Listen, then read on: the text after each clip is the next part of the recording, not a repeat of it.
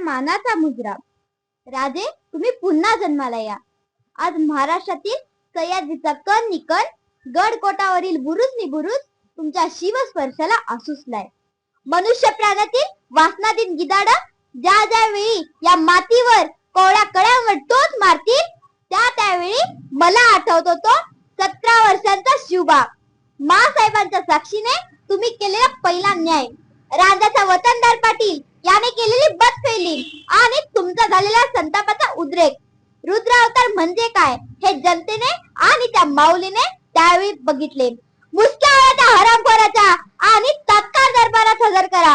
हे शिवशब्द ज्यावेळी शिवनेरीने ऐकले त्यावेळी स्वराज्याचा दंडक ठरला.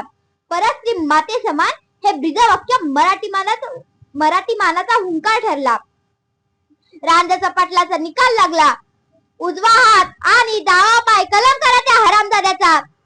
हे शिवशब्द घुमले आणि ऐकणाऱ्याच्या छातीत धडकी भरली.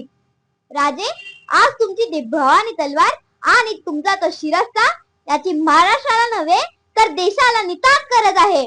32 जातांचा अफजल खानासारखा बोकड ज्या वाघनक्यांनी फाडला, त्या भवानीच्या भूतेची आज महाराष्ट्राला गरज आहे.